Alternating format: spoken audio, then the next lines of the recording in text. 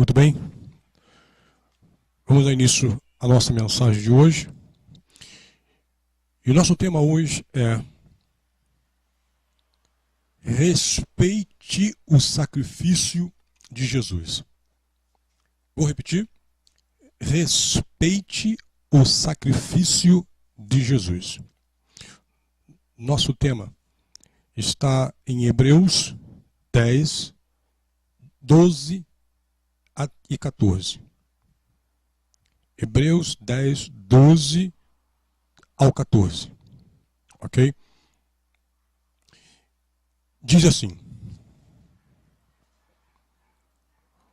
mas quando este sacerdote acabou de oferecer para sempre um único sacrifício pelos pecados, assentou-se à direita de Deus.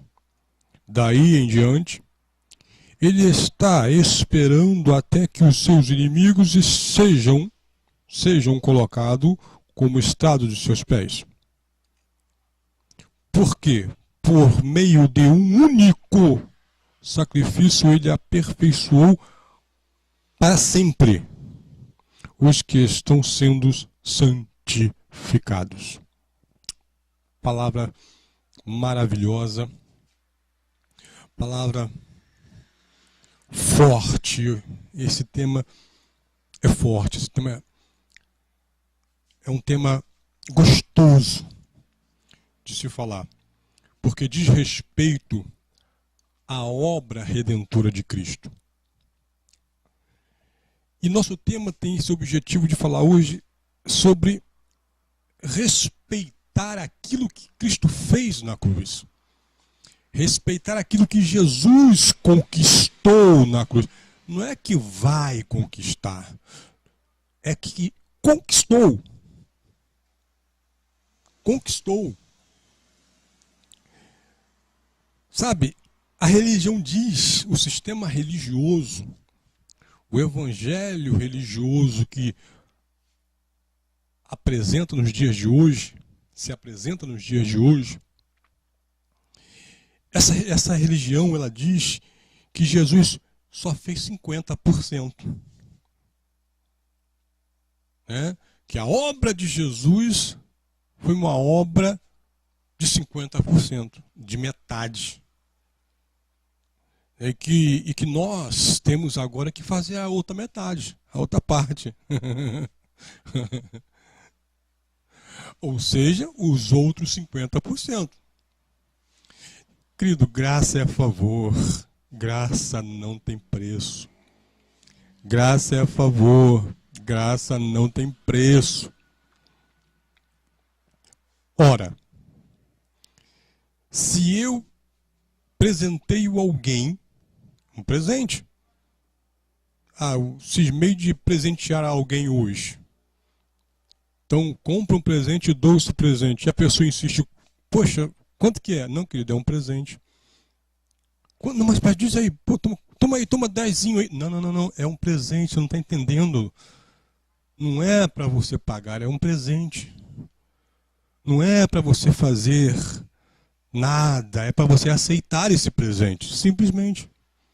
E o sacrifício de Jesus foi um presente. Nós merecíamos? A humanidade merecia? Não. Mas ele quis presentear. Então não tem essa de pagar 50%. Não tem essa de Jesus fazer metade na cruz. Entende? E depois você tem que fazer os outros 50%, porque senão não vale. Não está valendo. Então, é o que a religião diz. Eles têm o evento da cruz como algo simbólico. Algo simbólico.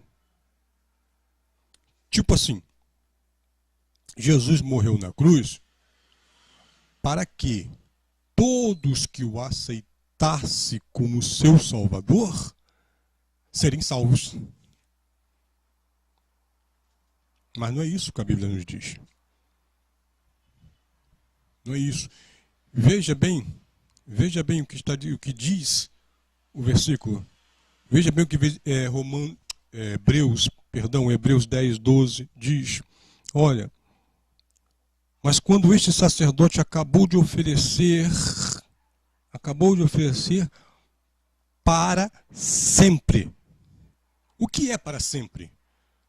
Para sempre até você pecar? Esse sacrifício vale na tua vida até quanto você não erra o alvo? Ou é para sempre? É para sempre. Eu entendo como para sempre, de uma vez para sempre. De uma vez por todas. Ele diz, para sempre, um único sacrifício, queridos. Apenas um único sacrifício. Ele fez apenas um único sacrifício, não irá fazer outro. Foi para sempre. Pelos pecados. E no 14, diz o seguinte, porque por meio de um único sacrifício ele aperfeiçoou para sempre os que estão sendo santificados. Para sempre. Uma vez aperfeiçoado em Cristo, aperfeiçoado para sempre.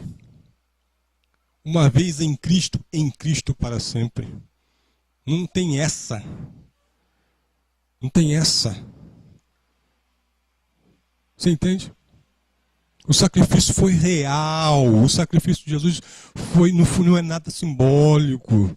Não é um evento simbólico. Foi um evento real. Foi algo que consumado. Eu acredito na obra consumada de Cristo.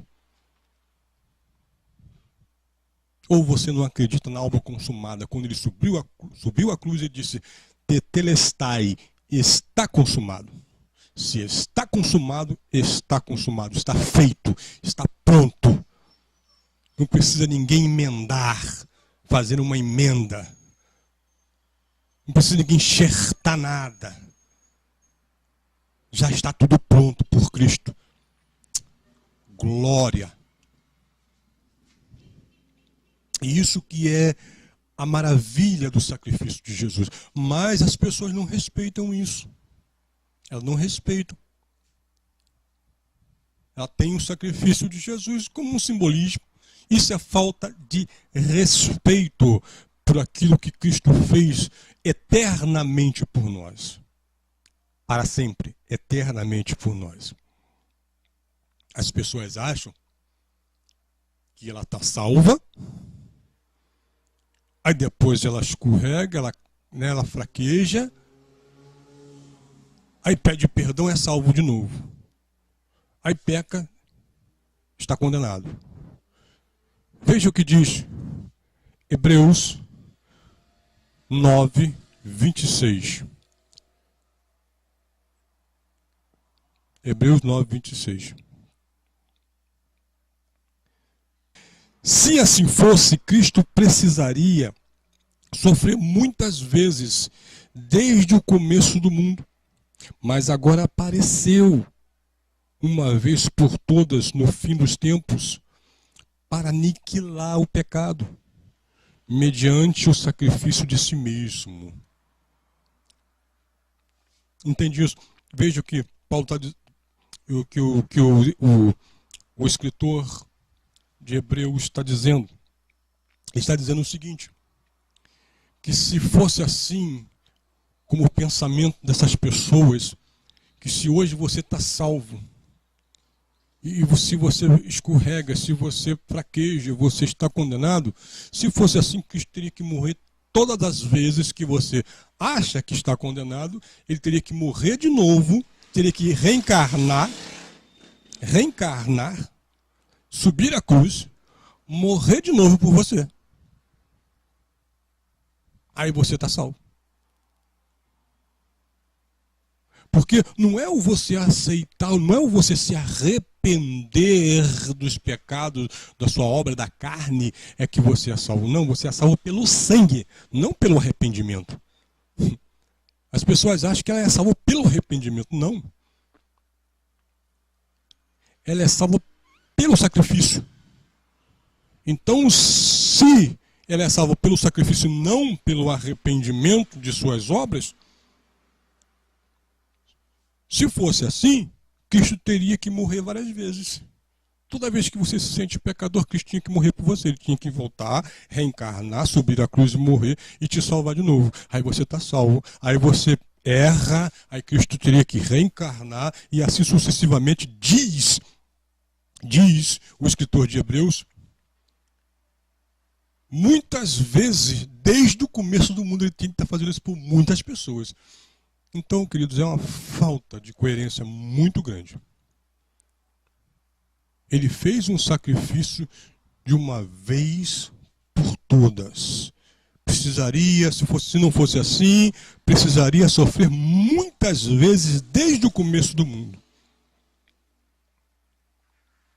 Mas agora ele apareceu de uma vez por todas. Para quê? Para aniquilar o pecado. Deixa eu falar sobre isso aqui. Porque as pessoas, quando a gente fala que você é salvo, que Cristo fez um sacrifício de uma vez por todas, de uma vez para sempre, é um sacrifício eterno, e é através desse sacrifício que nós somos salvos. Então a salvação ela é eterna, o que é eterno não se perde porque é para sempre. Tá? Mas quando a gente fala sobre isso, as pessoas pensam o quê? Poxa, mas eu não tenho condições de ser salvo porque eu sou pecador. Eu erro. E aqui está dizendo, olha, de uma vez por todas, no fim dos tempos, para aniquilar o pecado. O pecado está aniquilado. Oh, como assim, pastor, que o pecado está aniquilado? Como o pecado está aniquilado? Eu vou te dizer, o pecado que Cristo aniquilou na cruz não é roubar, não é matar, não é adulterar. Não. O pecado que Cristo aniquilou na cruz é o pecado adâmico. A obra que Adão realizou, o pecado que Adão realizou, esse pecado que Cristo aniquilou na cruz. Esse é o pecado que Cristo aniquilou na cruz. Então, as pessoas, quando ouvem que elas são salvas para sempre, elas não acreditam porque se acham pecador, não se acha merecedor.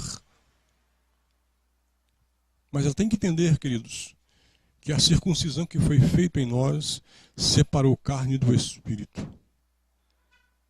Separou o pecado do espírito. Deus fez uma separação, o pecado ele colocou na carne. O pecado que estava associado ao nosso espírito foi separado e foi colocado em nossa carne. Por isso que você tem uma carne maligna, uma carne diabólica. E o nosso espírito escondeu com ele. Nosso espírito está escondido em Cristo, em Deus por Cristo. Glória. E é isso que nós temos que entender. É isso. O sacrifício de Jesus foi algo perfeito. Foi algo incomum. Aconteceu coisas naquele dia, no dia do sacrifício. Vamos ler Mateus 27, 45 e depois 50 e 53. Houve um grande cataclisma quando Cristo expira na cruz. Para você ver que não foi uma obra simbólica. Devemos respeitar o sacrifício de Jesus, por isso, preste atenção no que aconteceu. Mateus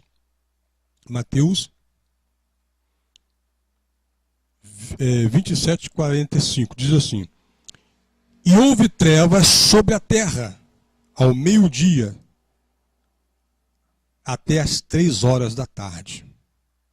De meio-dia a 3 horas da tarde, houve trevas. Ficou tudo escuro.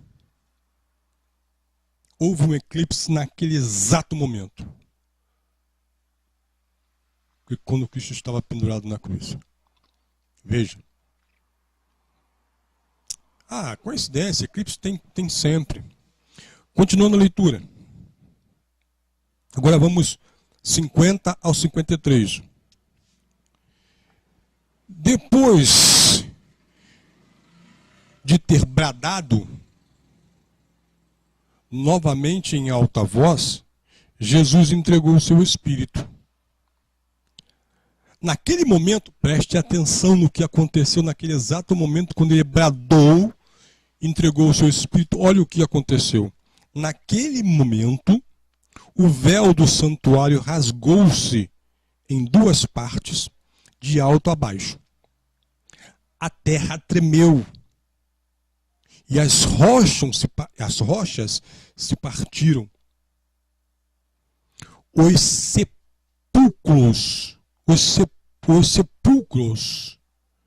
se abriram. Olha, os sepulcros se abriram e os corpos de muitos santos que tinham morrido foram ressuscitados naquele exato momento em que Cristo disse: está consumado. Pai, em tuas mãos entrego o meu espírito.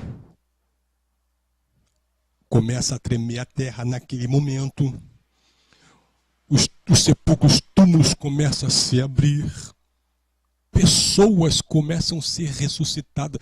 Sabe, todos os santos que ali estavam dormindo recentemente levantaram-se e, veja bem, e saíram dos sepulcros depois da ressurreição de Jesus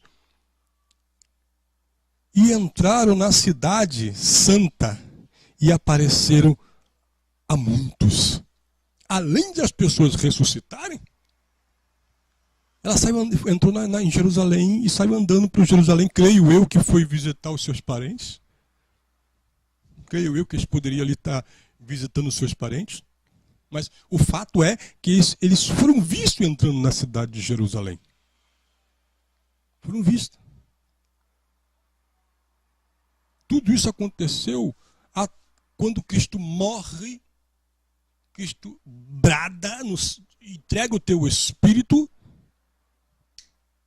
e tudo começa a acontecer. Isso é para você ver que o sacrifício de Jesus não é um mero simbolismo. Isso é para você ver que o sacrifício de Jesus é algo que a igreja tem que respeitar. Quando eu falo sacrifício de Jesus, não é que eu estou adorando a cruz, não é que eu estou venerando a cruz. Não. É respeitando o que o Mestre fez.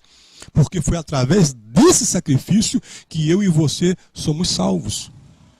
É através desse sacrifício que a humanidade se ajuntou, se reajuntou, se reconciliou com Deus. Foi através desse mediador chamado Jesus de Nazaré. Ele é mediador homem. Então, não foi uma brincadeira, sabe? Não foi algo que as pessoas venham dizer: ah,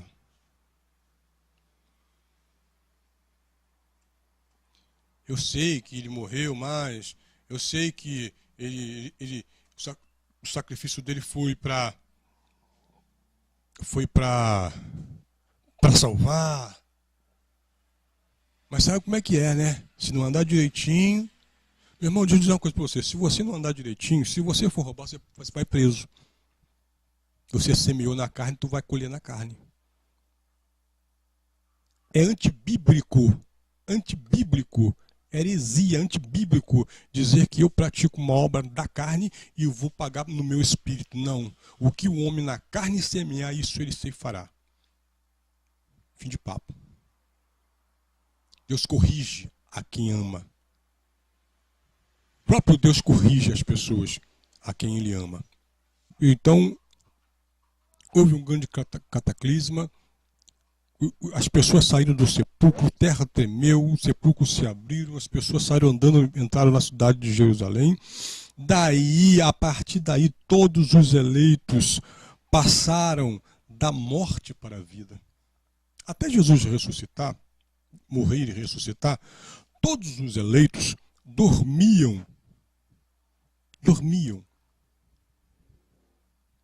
A partir de agora, depois da cruz, do evento da cruz, veja qual é importante é o evento da cruz. Depois do evento da cruz, todos os eleitos, ele passa da morte automaticamente para a vida. Foi o que Jesus falou em João 5,24. João 5,24. Eu lhes asseguro, quem ouve a minha palavra e crê naquele que me enviou, tem a vida eterna. E não verá, nem não será condenado. Veja, tem a vida eterna. Por que tem a vida eterna? Porque a vida eterna é a salvação eterna. E o que é eterno não se perde. Eu bato nessa tecla. O que é eterno não tem como se perder. É eterno. Tá? Então, por isso, não morre, não vai passar para a morte, não será condenado.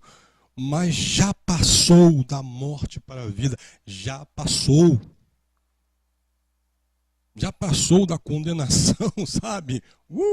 Para fora da condenação. Você entende isso?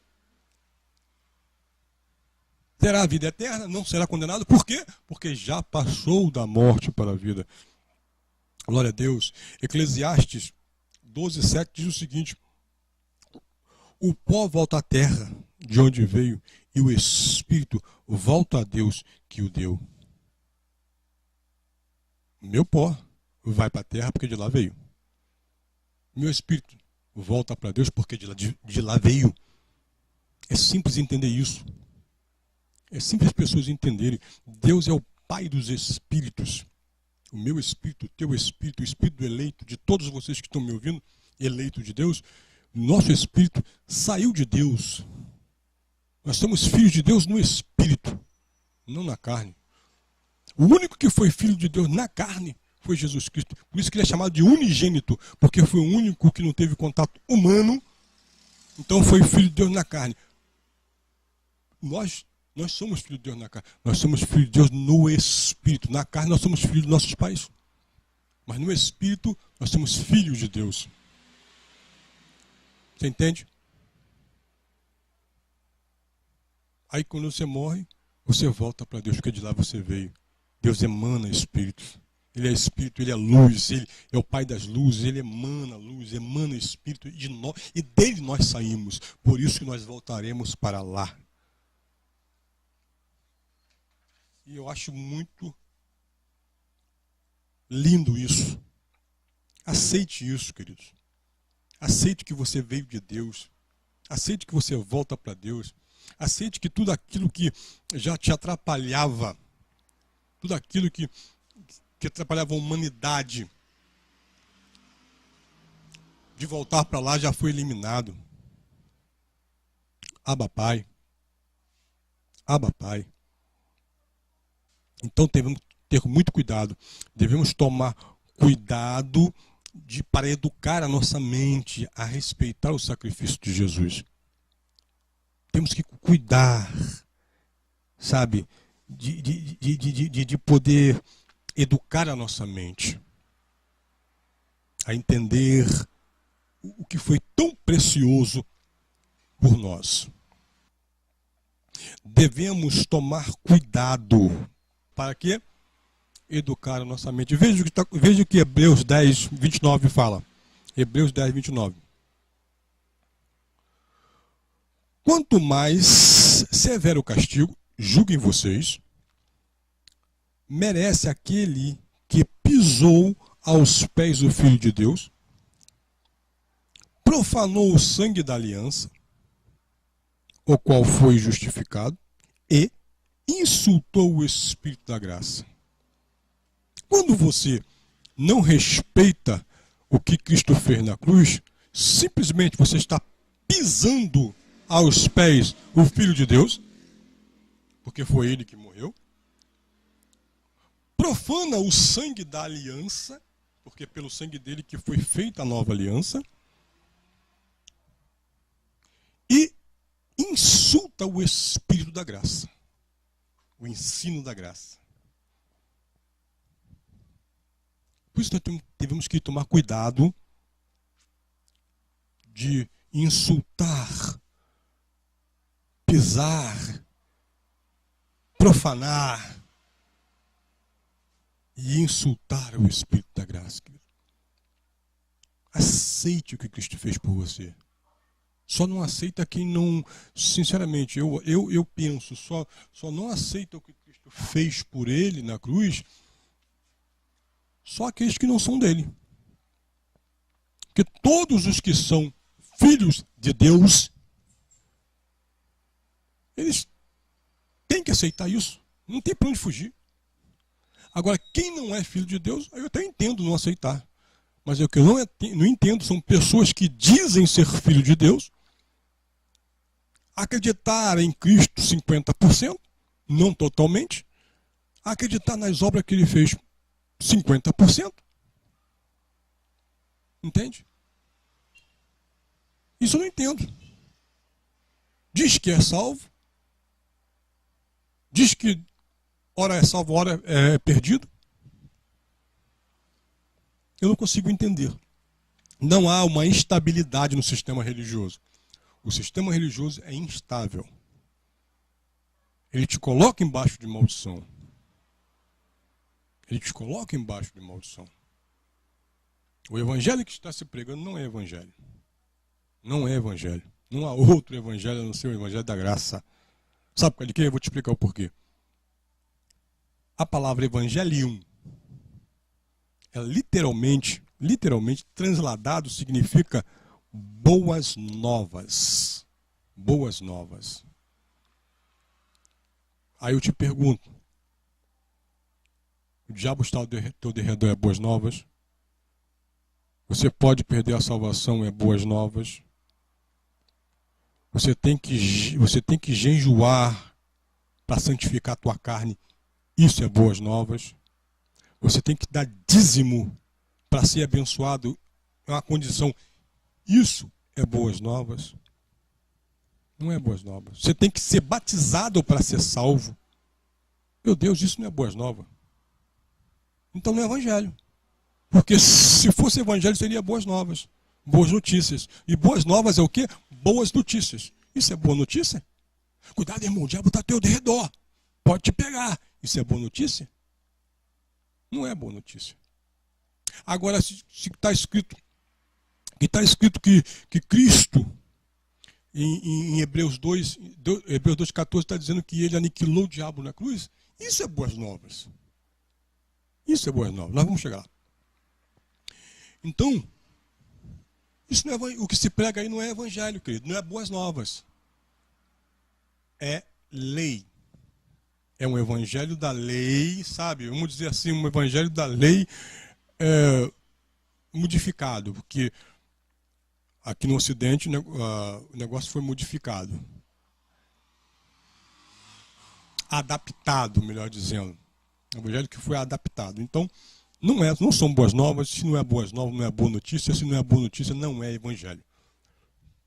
Não é evangelho.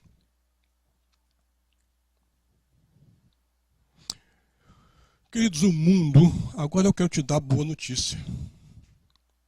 Eu quero te dar boas notícias. Boas novas. Porque é isso que se trata o evangelho. O mundo foi dividido em antes da cruz e depois da cruz. Note, até o nosso calendário é antes da cruz, depois da cruz. Antes de Cristo, depois de Cristo. Tudo mudou. Quais são as boas novas que Cristo fez por nós? Eu vou te dizer quais foram as boas novas. Entenda isso. Antes da cruz, o pecado dominava. Antes da cruz, o pecado que Adão cometeu no Éden, a desobediência de Adão, ele foi imposta sobre a humanidade. Adão não perguntou se podia pecar. Não perguntou a Deus, não perguntou a ninguém. Adão não perguntou, não fez plebiscito, não. Popular, não. Ele foi lá e pecou. Você entende isso? Então, antes da cruz, o pecado de Adão dominava, reinava. Depois da cruz, a justiça opera. A justiça agora é que reina. Glória a Deus. Em Romanos 5,17, diz que por um homem reinou a morte. Vamos lá ler Romanos 5,17. Se pela transgressão de um só homem a morte reinou por meio dele, muito mais aqueles que recebem de Deus a imensa provisão da graça e a dádiva da justiça reinarão em vida por meio de um único homem, Jesus. Ora, se a transgressão de um só quem? De um só homem. Se a transgressão de um só homem, a morte reinou por meio dele, desse homem, muito mais aqueles que recebem a Deus a imensa provisão da graça e a dádiva da justiça. A justiça agora reina. Aí diz, reinarão em vida, não depois da morte. Reinarão em vida por meio de um único homem, Jesus Cristo. Então, antes da cruz, o pecado reinava. Depois da cruz, a justiça reina, porque não é justo. Não é justo eu pagar por um pecado de um homem. Não é justo eu pagar por um erro, por um crime de outra pessoa. Não é justo. Já pensou você? Para e pense, querido, meu amado, meu amigo, minha amiga. Para e pense. Se uma pessoa comete um crime e você vai preso no lugar dela. É justo isso? Não. Então, se por um só homem entrou o pecado no mundo, a morte reinou, por meio desse homem, agora o pecado tem que sair. Foi tirado por meio de um outro homem, segundo Adão, Cristo. Por isso nós estamos reinando em vida, pela justiça dele. Antes da cruz, éramos separados de Deus. Esse pecado fazia uma separação, porque diz a Bíblia que a única coisa que fazia, na época da lei, fazia separação entre Deus e o homem é o quê? O pecado. Agora, se esse pecado foi retirado, né? Se esse pecado foi retirado, nós éramos separados, agora nós somos o quê? Reconciliados com Deus. Fomos reconciliados com Deus. 2 Coríntios 5, 18 e 19. Jogo rápido para a gente poder terminar. 2 Coríntios 5, 18 e 19 diz assim: tudo isso provém de Deus, que nos reconciliou consigo mesmo, por meio de Cristo, e nos deu o ministério da reconciliação. Ou seja, Deus estava em Cristo, Deus em Cristo estava reconciliando consigo o mundo, não lançando em conta o pecado dos homens, e nos deu a mensagem da reconciliação. Então, o que Cristo fez? Cristo, ele nos reconciliou. O que é reconciliar, irmãos? Imagine um casal que briga, separam. Quando chega diante do juiz, pergunta, existe a maneira de haver uma reconciliação? E eles se reconciliam de novo, eles voltam a estar juntos de novo. Foi o que aconteceu conosco. Antes da cruz, nós éramos separados de Deus. Depois da cruz, nós somos reconciliados com Deus. Antes da cruz, estavam debaixo da ira de Deus. Estavam debaixo da ira. Depois da cruz, estamos debaixo do favor. Estamos debaixo da graça. Isso é maravilhoso. Isso é maravilhoso. Não estamos mais debaixo da ira, estamos debaixo da graça, do favor de Deus. Antes da cruz, era um tempo de perdição. Depois da cruz, foi o tempo da salvação.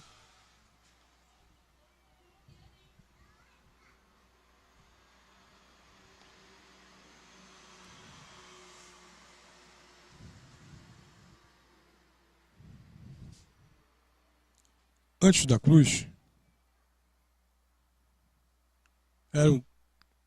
antes da cruz, era tempos de trevas. Depois da cruz, é o tempo do reino de Cristo, o reino de Jesus Cristo. O reino dele está entre nós.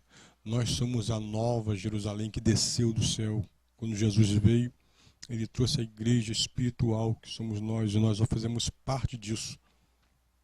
Nós somos a nova Jerusalém, não uma Jerusalém física, mas é espiritual. E ela veio do céu com Jesus. Ele nos entregou isso. Nós somos a noiva. Oh, meu Deus. E agora nós reinamos em vida com Cristo. Antes da cruz, a fé era por medida. Era por medida. E depois da cruz? A fé é um dom. Um presente, é um dom. É um dom. Pela graça sois salvos, mediante a fé ou por meio da fé. Isso não vem de vós, é um dom de Deus. Tanto a salvação tanto a fé para a salvação quanto a salvação é um dom de Deus. Não pertence a você. Nem isso o homem tem. A fé para ser salvo ele não tem. É um dom dado por Deus.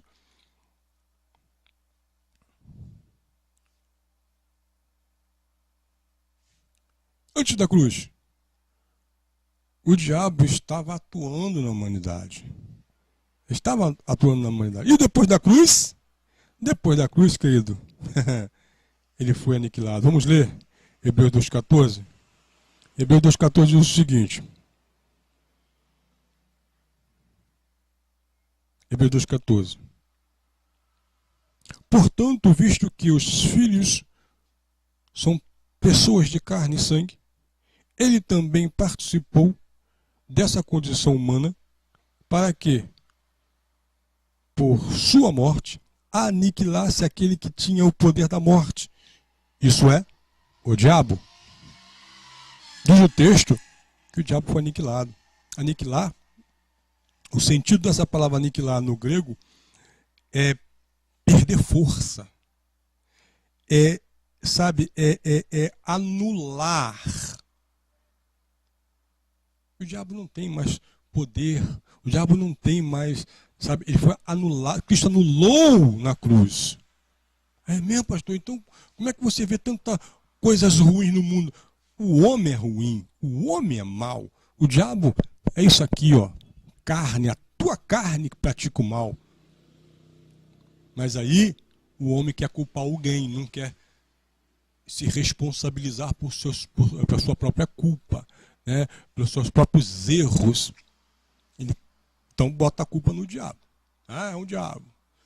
E por outro lado também foi o que foi ensinado desde pequeno. As pessoas crescem, as crianças crescem ouvindo que o diabo,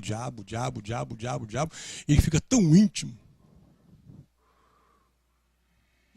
Ele fica mais íntimo do diabo do que de Deus. Infelizmente.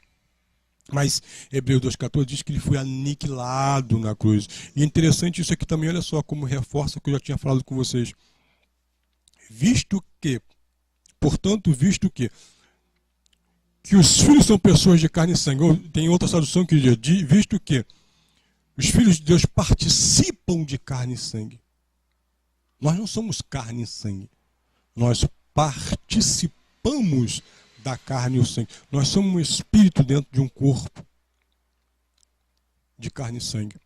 Aí ele diz, visto que os filhos de Deus participam de carne e sangue, também ele, Cristo, participou da mesma condição de carne e sangue.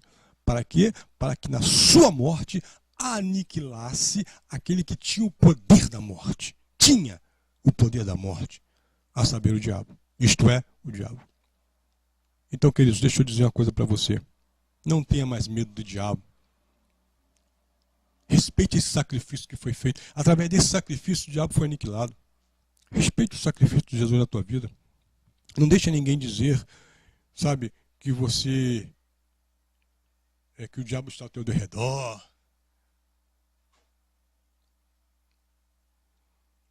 Antes da cruz, a circuncisão era na carne. Era feita a circuncisão na carne. Depois da cruz, agora é no espírito. A circuncisão era um pacto. Era um pacto feito na carne. Todos os filhos de Abraão eram reconhecidos pela circuncisão. Era um pacto feito na carne. Agora esse pacto não é mais feito em carne. Por isso que o evangelho é espiritual, o evangelho é obra do espírito, não é a obra da carne. Por isso, porque agora a circuncisão é feita onde? No nosso espírito, no nosso entendimento, nossa alma. É ali que é feita agora a nova aliança, a aliança que Cristo fez na cruz já foi feita na nossa alma, no nosso espírito, no nosso entendimento, não nas obras que fazemos, porque na circuncisão abrâmica, ela tinha que ser feito na carne em obras. Entende? Todos os filhos de Abraão tinham que ser circuncidados. Depois Moisés trouxe a lei.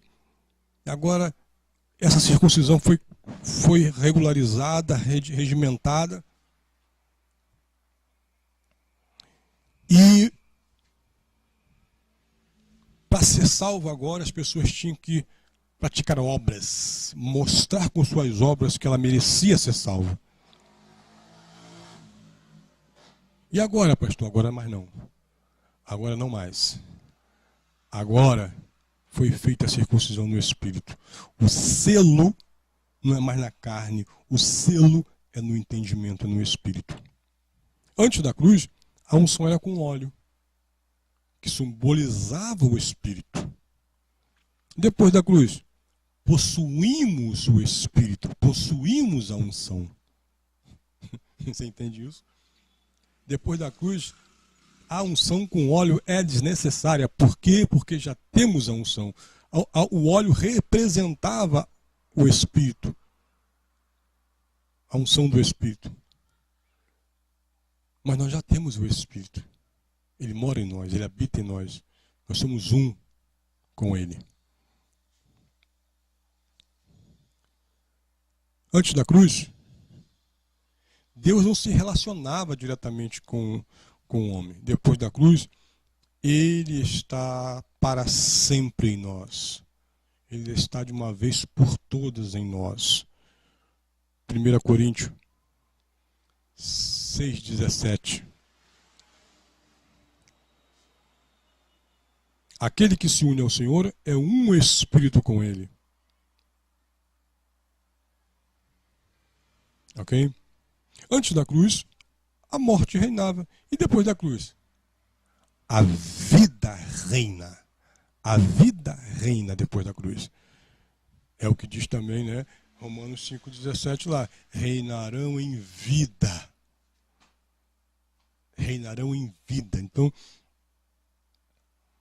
com tudo isso que eu te falei, com tudo isso que foi falado hoje,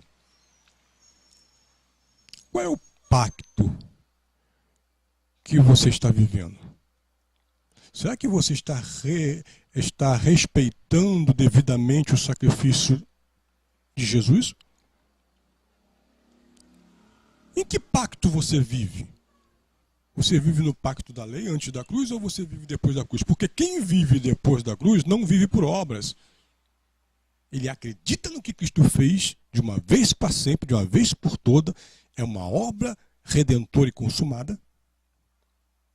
Agora, quem não acredita está vivendo no depois da cruz. Quem não acredita no Messias.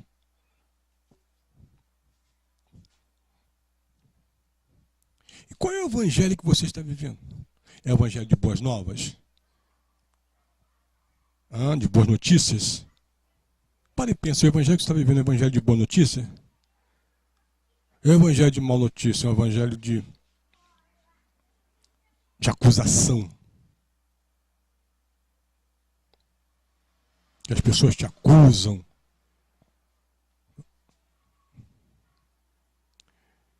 Queridos, cadê a mensagem da cruz? Nós não vemos mais por aí pregando a mensagem da cruz. Aonde foi parar a mensagem da cruz? Em todos os lugares que você vai e você não ouve mais a mensagem da cruz. A mensagem que você ouve agora é que Deus vai te prosperar, é que Deus vai te dar um carro, Deus vai te dar a casa. É só você trazer o seu tudo, entregar tudo para Deus que Ele vai te dar tudo. Você liga a televisão em todos os canais, só dá isso. Você vai numa igreja, algumas igrejas que estão por aí, só rola isso. É dízimo, é trízimo. É uma oferta de amor na mão do pastor.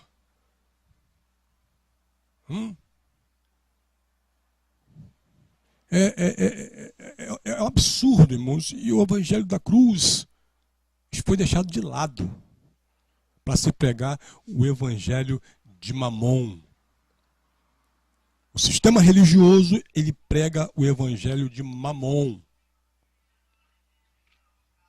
E nós precisamos voltar ao evangelho da cruz. Resgatar o evangelho da cruz. Porque a nova aliança começa depois da cruz. A nova aliança não começa em Malaquias 3:10. A nova aliança começa depois da cruz, depois da morte e ressurreição de Cristo. Nós vimos aqui o que aconteceu quando Cristo morreu. Você vê que não foi um evento simbólico, foi um evento verdadeiro. Se não houver um respeito pelo sacrifício de Jesus, você não está vivendo na graça, não adianta. Só a graça, só o evangelho da graça respeita o sacrifício de Jesus. Se você não respeita o sacrifício de Jesus, se você não crer que o sacrifício foi uma obra consumada na cruz, você não está vivendo a graça. A tua igreja pode até ter o nome de graça. Igreja não sei quanto das graças. Igreja graça não sei o quê. Pode até ter nome de graça, mas não vive o evangelho da graça. Porque só o evangelho da graça, ele respeita o sacrifício de Jesus e dá toda a honra e toda a glória a ele, que agora ressurreto, ele vive eternamente. Ele vive eternamente. E é isso que precisamos entender e praticar. Este evangelho que devemos praticar. Amém? Eu agradeço a sua paciência por ouvir e que Deus multiplique graça sobre a tua vida. Graça e paz, amados.